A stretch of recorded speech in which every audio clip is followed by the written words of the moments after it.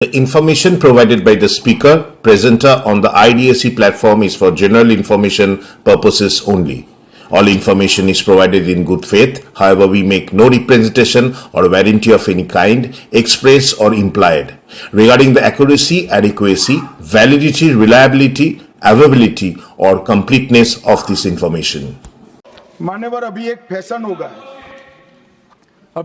हो गया है आम्बेडकर आम्बेडकर आम्बेडकर आम्बेडकर आम्बेडकर आम्बेडकर। इतना नाम अगर भगवान का लेते तो 7 जन्मों तक स्वर्ग मिल जाता। 26শে জানুয়ারি প্রজাতন্ত্র দিবস। আমরা জানি যে এই দিনটি থেকে সংবিধান মানে আমাদের নিজস্ব সংবিধান চালু হয়েছিল। সেই জন্য এই দিনটিকে প্রজাতন্ত্র দিবস হিসাবে পালন করার কথা আমাদের দেশের নেতারা বলে এসেছেন। আমরা ৭৭ বছর ধরে পালন করে আসছি। দিল্লিতে কুচকাওয়াজ হয়, বিদেশ থেকে এক একবার এক এক দেশের নেতাদের ধরে আনা হয়। তারা দেখেন আমাদের শৌর্য, বীর্য, পরাক্রম। আকাশ পথে বিভিন্ন আধুনিক সমরাস্ত্রের বিমান উড়ে যায়, তাতেও দেখানো হয় যে আমরা কতটা শক্তিশালী। বিভিন্ন রাজ্যগুলোতেও পালন করা হয় এই স্বাধীনতা দিবসের একটি বিকল্প অনুষ্ঠান প্রজাতন্ত্র দিবস। তার একটা আলাদা ইতিহাসও আছে এই 26শে জানুয়ারি দিনটিকে কেন বেছে নেওয়া হয়েছিল। কিন্তু প্রশ্ন যেটা ওঠে সেটা হচ্ছে যে এই 26শে জানুয়ারি প্রজাতন্ত্র দিবস পালনের জন্য যেটি মূল বিষয় সেটি হচ্ছে সংবিধান। ডক্টর আম্বেদকরকে চেয়ারম্যান করে একটি কমিটি গঠন করা হয়েছিল। সেখানে 7 জন প্রাজ্ঞ পণ্ডিত ব্যক্তিরা সেই কমিটিতে ছিলেন, আর ছিলেন 15 জনের একটি মহিলাদের প্রতিনিধি দল। তাদের ভূমিকা ছিল এই সংবিধান লেখার ব্যাপারে। America, Japan, German, Canada, Russia, এই বিভিন্ন দেশ থেকে তাদের সংবিধান নিয়ে এসে সব ভালো করে পড়াশুনো করে দেখে শুনে 1,95,000 শব্দের একটা ইংরেজি এটি তো তৈরি হলো, মানে ইংরেজি সংবিধান তৈরি হলো। কিন্তু এই সংবিধানটা কি ভারত তার যে রাজনৈতিক অবস্থান যা ছিল, এটি ডোমিনিয়ন স্ট্যাটাস, সে কি তৈরি করতে পারে? ব্রিটিশ কি সেই অধিকার আমাদের দিয়েছিল? হ্যাঁ, শুনলে নিশ্চয়ই অবাক লাগছে, ভাবছেন এ কি পাগলের মতন কথাবার্তা বলছি। পাগলামি নয়, এটার পেছনে কিন্তু যুক্তি রয়েছে এবং তার সঙ্গে সঙ্গে রয়েছে আইনি ব্যাখ্যা। সে সম্পর্কে আমরা একজন পরমাণু বিজ্ঞানী এবং আইনজীবী ডক্টর সুবোধ রায়ের সঙ্গে ফোনে আলোচনা করেছিলাম। সেটাই আপনাদের সামনে একটু তুলে ধরবো। আপনারা বুঝতে পারবেন এই সংবিধান প্রজাতন্ত্র দিবস বিষয়টা আসলে কি, আর তার সঙ্গে সঙ্গে জানাবো এর যে ইতিহাসটা রয়েছে, অর্থাৎ 1950 সালের 26শে জানুয়ারি নয়, এর শুরুয়াত 1929 সালে। আর এই আমাদের দেশকে সম্পূর্ণ পূর্ণ স্বরাজ দিতে হবে, এই যে দাবি, এটা বলা হচ্ছে নাকি নেহেরু দিয়েছিলেন। নেহেরু মোটেই দেননি, দিয়েছেন আরেক ব্যক্তি, তিনি কমিউনিস্ট পার্টির ব্যক্তি। অর্থাৎ কমিউনিস্ট পার্টির এমন একজন ছিলেন নেতা যার মাথা থেকেই বেরিয়েছিল ইনকিলাব জিন্দাবাদ এই স্লোগানটি, আর তার সঙ্গে সঙ্গে বেরিয়েছিল যে ভারতকে পূর্ণ স্বরাজের দাবি তিনি করেছিলেন। সেগুলো ইতিহাসে তো চেপে দেওয়া হয়েছে।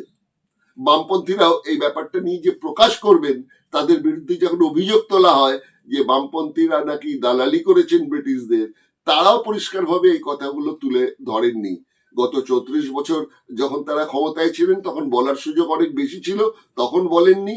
আজকে যখন তাদের সংকট মুহূর্ত, আর এই কমিউনিস্টদের সংকট মুহূর্ত, বামপন্থীদের সংকট মুহূর্ত শুধু ভারতবর্ষতে নয়, সারা পৃথিবীতেই রয়েছে। পৃথিবীতে লড়াই চলছে, আমেরিকাতে তো বিশাল লড়াই চলছে। কিন্তু এখানকার কমিউনিস্ট যারা আছেন তারা ওই সংকীর্ণ ওই বিজেপির স্থানীয় নেতা কি বললেন, তৃণমূলের স্থানীয় নেতা কি বললেন, মোদিজি কি বললেন, এইসব নিয়ে ব্যস্ত। কিন্তু তাদের দলের যে মূল বিষয়টি সেটিকে নতুন জেনারেশনের কাছে যে পৌঁছে দিতে হবে তা নিয়ে তাদের সেরকম ভাবে কিন্তু মাথা ব্যথা দেখছি না। না হলে এই প্রজাতন্ত্র দিবসের প্রাক্কালেও তারা কিন্তু এই বিষয়গুলো নিয়ে কিছু বক্তব্য রাখতেন। যাই হোক, চলুন আর কথা বাড়াবো না। প্রথমে চলুন ওই প্রজাতন্ত্র দিবস তৈরি হওয়ার ইতিহাসটা ছোট্ট করে একটু দেখে নি, তারপর সেই বিস্ফোরক মন্তব্য দুজনের, আম্বেদকরের, যে আম্বেদকর বলেছিলেন যে এই সংবিধান পুড়িয়ে ফেলতে হবে এবং আমি তো ছিলাম সংবিধানের ভাড়াটে লেখক, সে সম্বন্ধে কিছু জানাবো। আর তারপর সোজাসুজি চলে যাব ফোনের ইন্টারভিউতে, যেখানে ডক্টর সুবোধ রায় জানিয়েছেন যে এই সংবিধান রচনা ভারত করছে কি করে, ভারত সরকারের বৈধতা কোথায় যে সংবিধান তৈরি করবে। মারাত্মক কথা, শুনুন সেই ইন্টারভিউ। 26শে জানুয়ারি প্রজাতন্ত্র দিবসের যে ইতিহাস আমাদের গেলানো হয়ে আসছে 77 বছর ধরে, তার সত্যতা কতটা একটু চোখ খুলে ইতিহাস ঘাটা যাক। পিছিয়ে যেতে হবে 1929 সালে। লাহোরে অনুষ্ঠিত হচ্ছে কংগ্রেসের অধিবেশন। সেই অধিবেশনেই নাকি জওহরলাল নেহেরু পূর্ণ স্বরাজের দাবি তোলেন। সত্যি ঘটনা হলো, কংগ্রেসের ভেতরে থাকা খিলাফত আন্দোলনের নেতা, প্রখ্যাত উর্দু কবি, বামপন্থী আদর্শে বিশ্বাসী মাওলানা হযরত মোহানি প্রথম এই দাবি করেছিলেন 1921-এ আহমেদাবাদ অধিবেশনে। ইনি কমিউনিস্ট পার্টির মূল স্লোগান ইনকিলাব জিন্দাবাদ এই ধ্বনির জনক। অভিনেতা অমিতাভ বচ্চনের জন্মনাম তার পিতা হরিবংশ রায় বচ্চন রেখেছিলেন ইনকিলাব শ্রীবাস্তব। সেই পূর্ণ স্বরাজের দাবি জানানোর দিনটি ছিল 26শে জানুয়ারি। মনে রাখা দরকার, তৎকালীন কংগ্রেস নেতারা বা গান্ধীজি যদি স্বয়ং 1947-এ ব্রিটিশ যখন ভারত ত্যাগের সিদ্ধান্ত নিল, তাদের বলতে পারতেন যে এই 26শে জানুয়ারি দিনটি যেন তাদের দেওয়া হয়। না, সে কথা বলার কোনো অধিকার ছিল না কংগ্রেস এবং তৎকালীন রাজনৈতিক নেতাদের। তাই দ্বিতীয় বিশ্বযুদ্ধে জাপানের আত্মসমর্পণের অপমানজনক 15ই আগস্ট দিনটি ভারতের জন্য নির্দিষ্ট করে দিলেন লর্ড মাউন্টব্যাটেন। এটাও মনে রাখা দরকার, জাপানের আত্মসমর্পণ মানে নেতাজির পরাজয়, অর্থাৎ ইতিহাসে লেখা হবে ভারতের স্বাধীনতা এসেছে নেহেরুরই পরিচালনায়। 15ই আগস্ট যেমন স্বাধীনতা দিবস পালিত হয় ভারতে, 26শে জানুয়ারি পালিত হয় প্রজাতন্ত্র দিবস। আইনি চোখে দেখলে দুটি দিনেরই আইনি তাৎপর্য কিচ্ছু নেই। 1950 পর্যন্ত ভারত যদি ইংরেজের উপনিবেশ হয়ে থাকে, অর্থাৎ ডোমিনিয়ন স্ট্যাটাস থাকে, তাহলে 15ই আগস্ট স্বাধীনতা দিবস হয় কি করে? ইংরেজ কি কোনো লিখিত ক্ষমতা হস্তান্তরের বার্তা দিয়েছিল? না।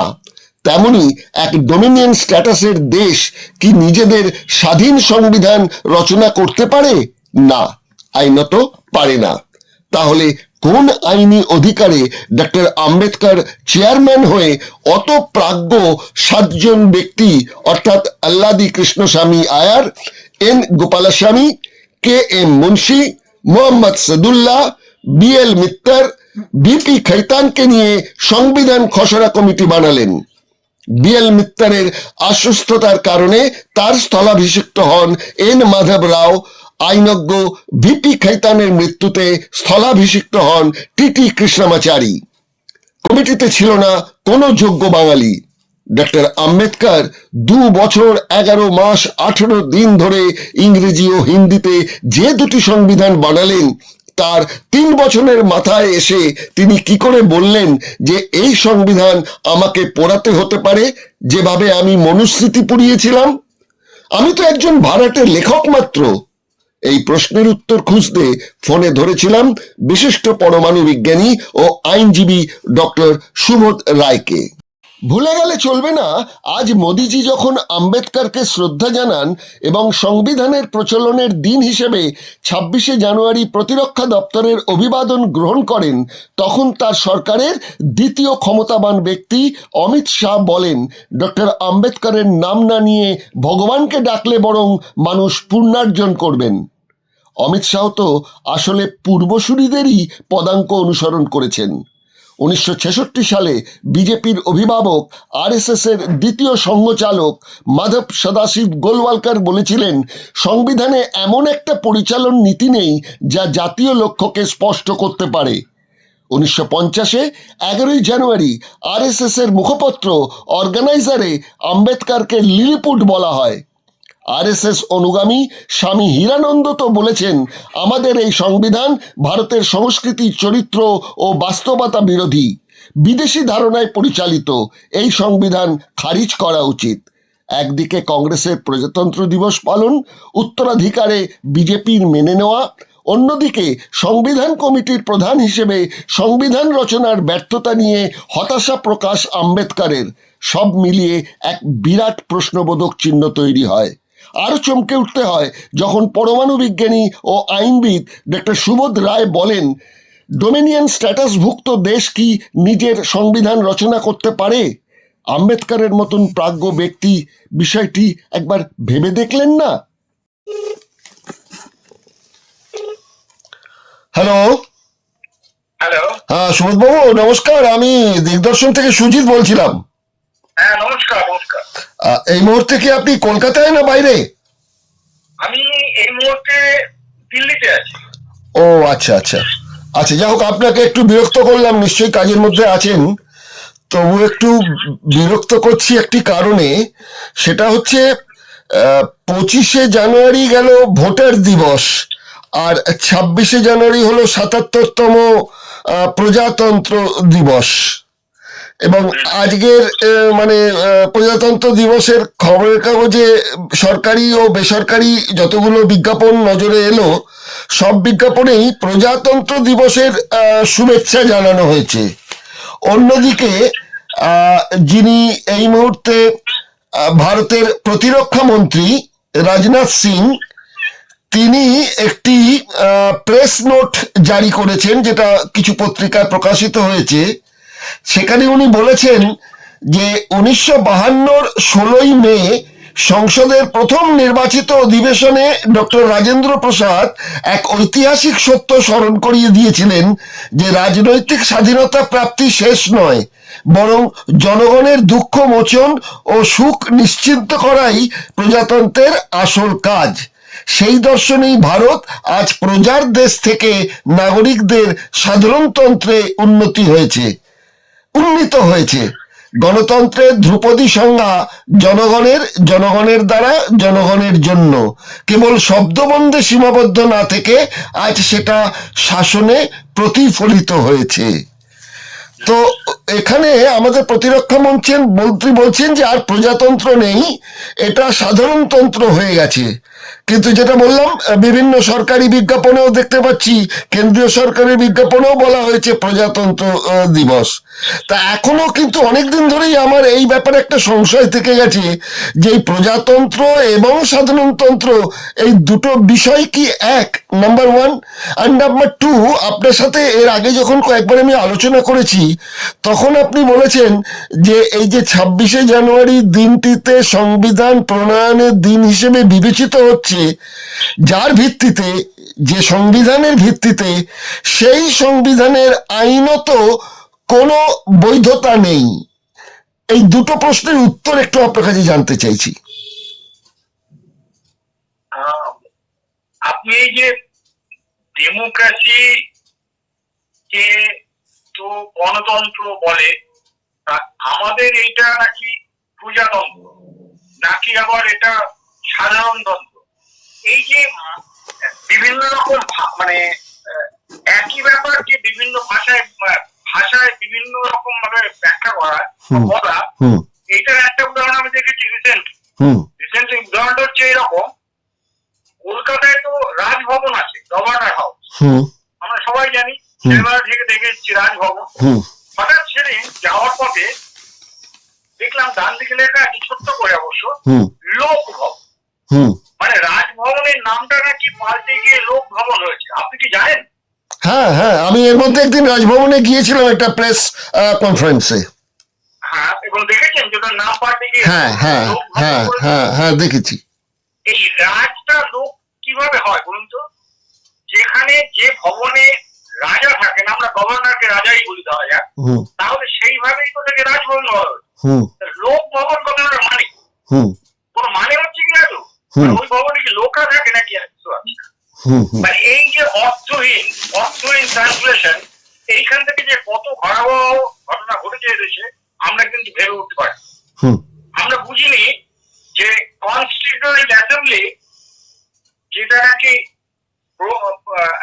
এই ভারতের সংবিধান নামক supreme law of the land enact করেছে এবং এনাক্ট করেছে বলে আমরা জানি বা বলা হয়, সেই কনস্টিটিউয়েন্ট অ্যাসেম্বলিকে ট্রান্সলেট করা হচ্ছে গণপরিষদ না।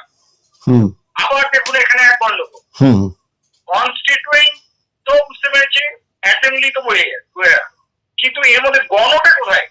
হুম এই যে এলো আমরা কিন্তু খেয়াল করলাম, হুম কিন্তু গণটা ঢুকে গেল গণপরিষদ। মানে যেন মনে হচ্ছে যে ভারতবর্ষের সমস্ত জনগণ মিলে এই কনস্টিটিউশনটাকে অ্যাডাপ্ট করেছিল।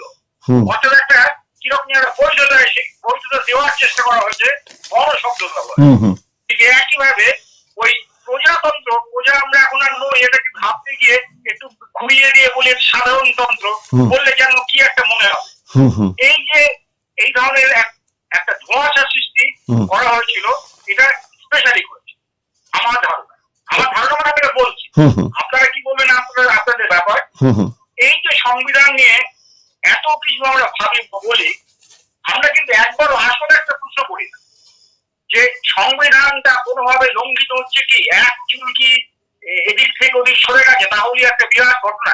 এইগুলো আমরা শুনে এসেছি, কিন্তু কেউ একবারও ভাবিনি যে সংবিধান যাকে বলছি আমরা, সেই সংবিধানটা করবার জন্য ওই রকম আইনের সমস্ত পদ্ধতি অনুসরণ করা হয়েছিল। তো আমি যেটুকু দেখেছি তাতে আমি বুঝতে পেরেছি, মানে আমার বুদ্ধিতে, যে কোন রকম আইনের ধারে কাছেও যায়নি এই সংবিধান প্রস্তুতির ব্যাপারটা। কারণ সংবিধান হয় কোন একটা দেশে, স্বাধীন দেশের সংবিধান, পরাধীন দেশের সংবিধান হয় না। তাহলে ভারতবর্ষটায় যে সংবিধান তৈরি করা হলো, কনস্টিটিউয়েন্ট অ্যাসেম্বলি যে করলো, সেই কনস্টিটিউয়েন্ট অ্যাসেম্বলি তাহলে নিশ্চয় একটা স্বাধীন দেশের সংবিধান তৈরি করেছিল। স্বাধীন দেশের সংবিধান যদি তৈরি করতে হয়, তাহলে কনস্টিটিউয়েন্ট অ্যাসেম্বলি ডেফিনেটলি সেই স্বাধীন দেশের নাগরিকের কাছ থেকে একটা বৈধতা তাদের থাকা উচিত ছিল, অর্থাৎ অথরিটিটা পাওয়া উচিত ছিল। সেই অথরিটিটা কখনো কনস্টিটিউয়েন্ট অ্যাসেম্বলিকে কি ভারতের স্বাধীন ভারতের নাগরিকরা দিয়েছিল? দিয়েছেন কি না? তো কনস্টিটিউয়েন্ট অ্যাসেম্বলিকে একমাত্র কনস্টিটিউশন বানাবার যে অথরিটি দেওয়া হয়েছিল সেটা দিয়েছিল ব্রিটিশ পার্লামেন্ট। ব্রিটিশ পার্লামেন্ট কিন্তু কোন স্বাধীন দেশের সংবিধান তৈরি করার জন্য কনস্টিটিউয়েন্ট অ্যাসেম্বলিকে অথরাইজ করতে পারে না, তাই করেও। তারা করেছিল ইন্ডিয়া নামক যে ব্রিটিশ ডোমিনিয়ন, সেই ডোমিনিয়নের একটা সংবিধান তৈরি করতে বলেছিল ব্রিটিশ পার্লামেন্ট। এবং সেটা খুব স্বাভাবিক ছিল, কারণ ডোমিনিয়ন মানে ব্রিটিশ ডোমিনিয়ন, ইন্ডিয়া তখনও ব্রিটিশের আন্ডারই আছে। ব্রিটিশের আন্ডারে যে পোর্শনটা আছে সেখানে কোন সংবিধান বানাবার অথরিটি ব্রিটিশ পার্লামেন্টের অবশ্যই আছে, এবং তারা তাদের নিযুক্ত কোন সংস্থাকে একথা বলতেই পারে, এবং ঠিক তাই বলেছিল। কনস্টিটিউয়েন্ট অ্যাসেম্বলি তৈরিও করেছিল ব্রিটিশরা, ব্রিটিশ আইন অনুযায়ী ক্যাবিনেট মিশনে ছিল, তারাই করেছিল। তাদের সঙ্গে ভারতের নাগরিকদের সম্পর্ক কিছু নেই। অর্থাৎ সংবিধান তৈরি যে হলো, যেটাকে আমরা আমাদের সংবিধান বলে বলছি, গর্বিত হচ্ছে প্রতি মুহূর্তে, সেই সংবিধানের বৈধতা আমি কিন্তু দেখতে পাচ্ছি না। একটা বই তো অবশ্যই আছে, কনস্টিটিউশন অফ ইন্ডিয়া, তারপর তো অনেক কিছু লেখা আছে, কিন্তু সেটাকে ভারতের সর্বোচ্চ আইন আপনি এই আখ্যায় বিভূষিত করতে পারবেন। এটা নিয়ে কথা বলতে পারে, আমি তো অনেক বছর ধরে বলছি কথা, কিন্তু আমি কোথাও কিন্তু আলোচনা শুনছি না। কেউ কিন্তু এই প্রশ্নটা করছেন না, কি কারণে করছেন আমি বুঝতে পারছি না। আমাদের তো করা উচিত। আমার এই হচ্ছে বক্তব্য, এই পার্টিকুলার সাধারণতন্ত্র বা প্রজাতন্ত্র আমি যাই বলুন না কেন, এই ব্যাপারটা এলো কি? আমি আরো একটা প্রশ্ন করছি, আমরা ভারতের মানে 1947 সালে 15ই আগস্টের আগে পর্যন্ত ধরে নিচ্ছি যে ভারতের প্রতিটি মানুষই ছিলেন ব্রিটিশ প্রজা, অর্থাৎ ব্রিটিশ সাবজেক্ট, কিন্তু তারা ব্রিটিশ নাগরিক ছিলেন না, তারা ভারতের নাগরিকও ছিলেন, তারা ছিলেন ব্রিটিশ সাবজেক্ট, ব্রিটিশের প্রজা। সংবিধান, হুম হুম সেটা আমরা মেনে নিচ্ছি। আপনি দেখুন রবীন্দ্রনাথের পাসপোর্ট যদি দেখেন, আপনি অন্য কারোর পাসপোর্ট তখনকার দিনে যারা ছিল তাদের পাসপোর্ট দেখুন, দেখবেন লেখা ছিল স্ট্যাটাস অফ সিটিজেনশিপটাকে সিটিজেনশিপ না ন্যাশনালিটি স্ট্যাটাস বা স্ট্যাটাস দিয়ে কি না ব্রিটিশ সাবজেক্ট, একদম পরিষ্কার লেখা আছে ব্রিটিশ সাবজেক্ট। হুম হুম ঠিক এই British subject citizen of India কিভাবে হলো, কোন পার্টিকুলার ম্যাজিকে আমি এরিয়া হুম হুম আমি এখনো পর্যন্ত কোথাও দেখতে পাচ্ছি না ব্রিটিশ সাবজেক্ট থেকে সিটিজেন অফ ইন্ডিয়া এরকম এই ট্রান্সফরমেশন ঘটলো কি। হুম হুম এটা ঘটার জন্য প্রয়োজন ছিল যেটা, সেটা হচ্ছে অফিসিয়ালি কোন একটা জায়গায় এইটা করা যে ভারত নামক একটা দেশ আছে, হুম হুম সেই দেশ হলেই তো নাগরিক। হুম হুম আপনি ভারতটাকে দেশ ওই এই যে ডোমিনিয়ন ছিল, সেই ডোমিনিয়ন থেকে ভারতটা ইন্ডিপেন্ডেন্ট কান্ট্রি কবে থেকে হলো? কিভাবে হলো? হুম হুম এই প্রশ্নটা কিন্তু আমি এখনো করছি, আমি উত্তর পাই। আচ্ছা, এবার হাতে খুব সময় কম, আমি দুটো মাত্র প্রশ্ন আর রাখবো। সেটা হচ্ছে, বলা হচ্ছে যে ভারতের এই যে সংবিধান যেটা বিতর্কিত, আপনার কাছে আপনি বলছেন আপনার জায়গা থেকে, এবং সত্যি আপনি যেভাবে বলছেন সেটা তো পুরোপুরি যুক্তিপূর্ণ কথা, এর কোনো পাল্টা যুক্তি তো এই মুহূর্তে আমার কাছেও নেই। তো সেখানে দাঁড়িয়ে বলা হচ্ছে যে Bharat America, Japan, Canada, Germany, এই আয়ারল্যান্ড, এই বিভিন্ন জায়গা থেকে সংবিধান নিয়ে এত বড় একটা সংবিধান বানানো হয়েছে, মানে বিশ্বের সবচেয়ে বড় সংবিধান, যেখানে প্রায় 1,95,000 শব্দ আছে ইংরেজি ভার্সনটাতে। সেখানে আমরা দেখতে পাচ্ছি যে যে আমেরিকার কথা বলা হচ্ছে, সেখানে সংবিধান সংশোধন হয়েছে মাত্র 27 বার, অর্থাৎ 1789 সালে সংবিধান তৈরি আমেরিকায়, 2026-এ যদি ধরি তার প্রায় 437 বছরে মাত্র 27 বার পরিবর্তন হয়েছে। আবার যদি আমরা কানাডায় চলে যাই, তাহলেও আমরা দেখব 1950 সালের পর থেকে তাদের সংবিধানে এখন পর্যন্ত মোটামুটি ভাবে খুব কম বাড়ি হয়েছে, মানে ধরে রাখুন প্রায় 70 বারের মতন তাদের সংশোধন হয়েছে। জার্মানিতে প্রায় 49-এর পর থেকে 70 বার হয়েছে। তো এই যে আয়ারল্যান্ডে 1937, তারপর থেকে সংবিধানে মাত্র 32 বার হয়েছে, কিন্তু আমাদের দেশে গত 77 বছরে 106 বার সংবিধান সংশোধন করতে হয়েছে।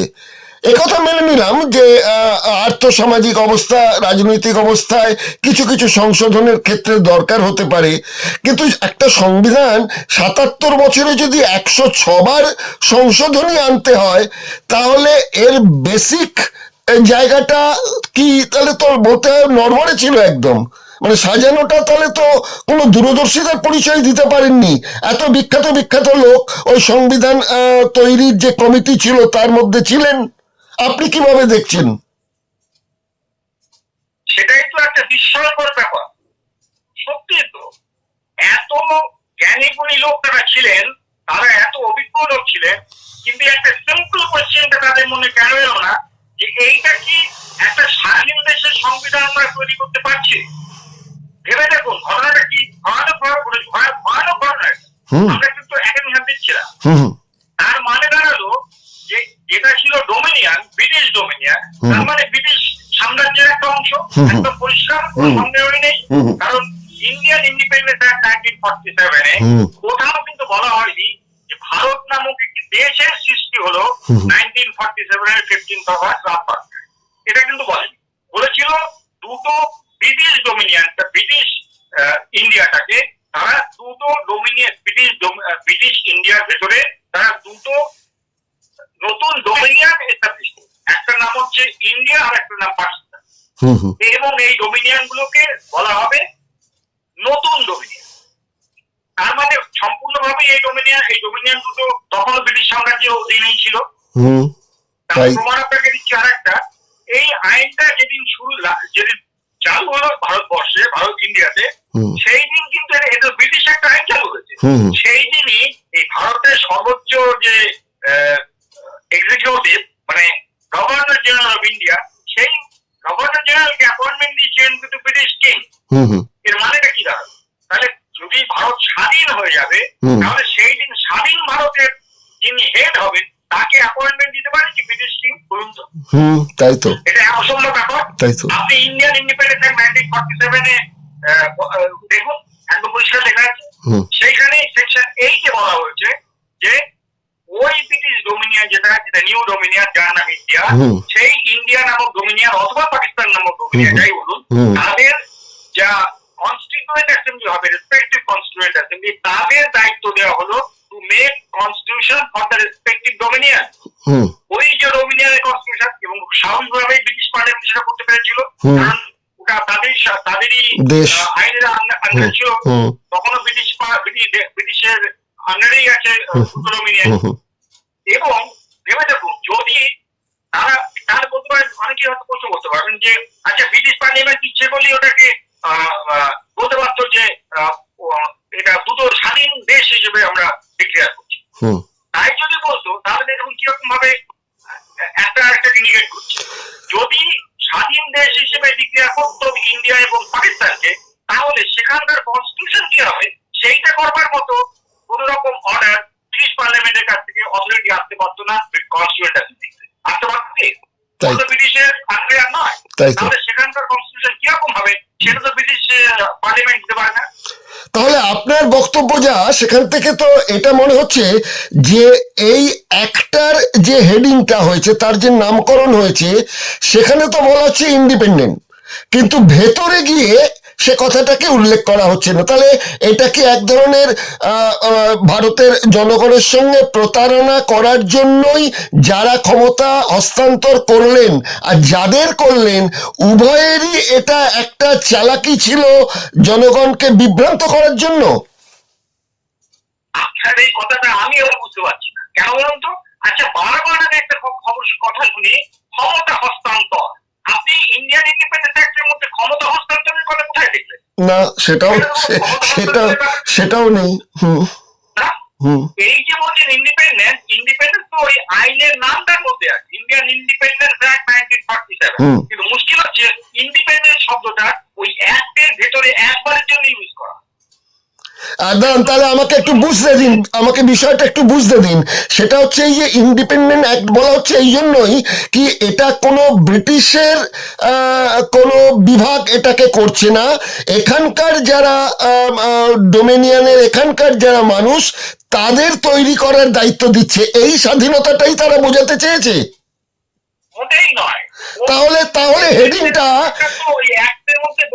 তাহলে হেডিংটা এরকম কেন? হেডিংটা এরকম ছিল কেন? Independent act 1947। এই হেডিংটা আমরা কেন মানলাম? এইটা মুশকিল যে আমরা মানতে পারবো কিছু ব্রিটিশ পার্লামেন্টের আইন। আপনি কে? আমি কে? ব্রিটিশ পার্লামেন্ট না বুঝে বানিয়েছে, তাদের একটা আইন বানিয়েছে। আমাদের কি সম্পর্ক? না, তারা ইন্ডিপেন্ডেন্ট শব্দটা এখানে ব্যবহার করলো কি অঙ্ক?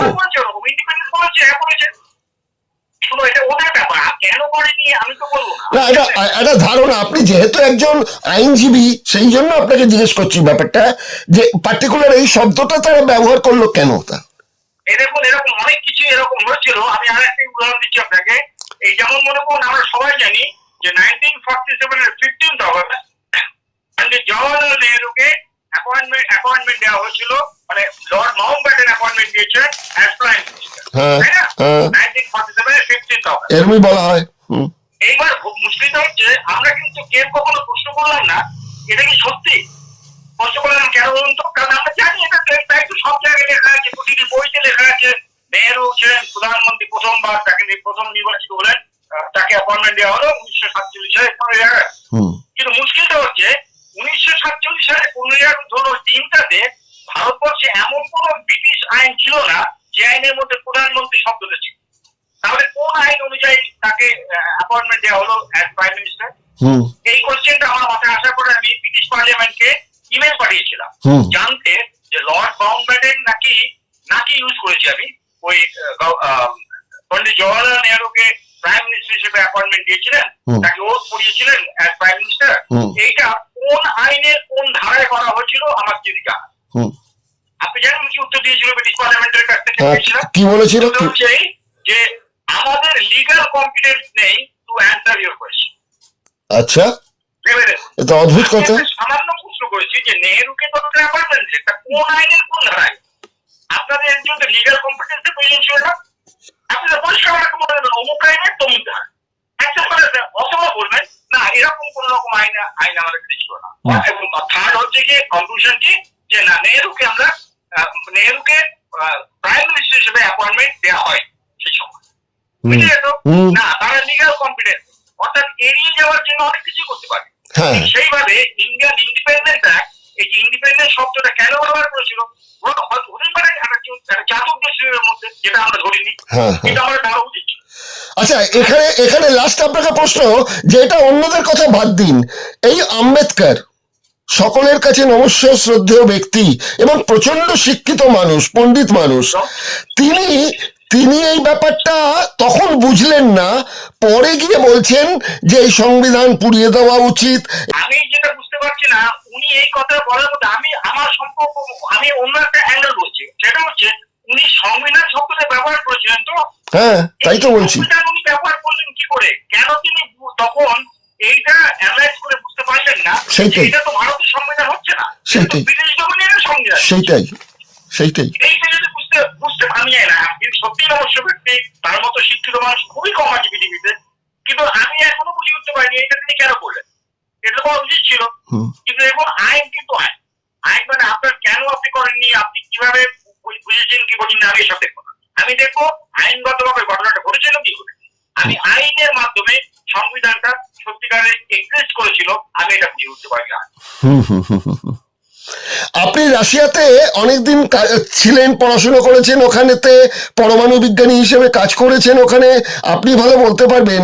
এই সোভিয়েত ইউনিয়ন থেকে যখন রাশিয়াতে পরিবর্তন হলো, কমিউনিস্ট কান্ট্রি থেকে যখন সরে এলো, তারা নাকি ওই সংবিধান সংশোধন করার সময় একটা গণভোটের আয়োজন করেছিলেন, সেই গণভোটের মধ্যে দিয়ে তারা কিন্তু সংবিধানটাকে চেঞ্জ করেছিলেন।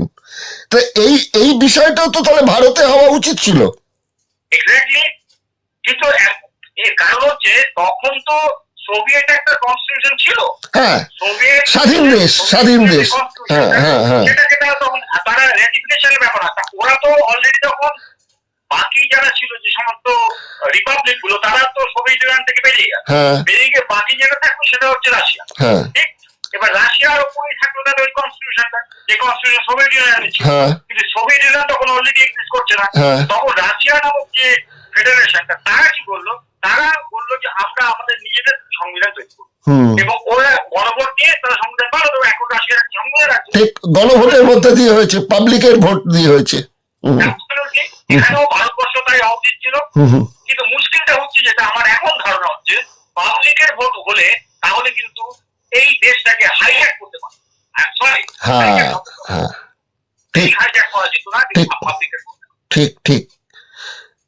ঠিক, এই রাজনৈতিক দলগুলো এই দেশটাকে নিয়ে এরকম পিং পং বল খেলতে পারতো না। ঠিক।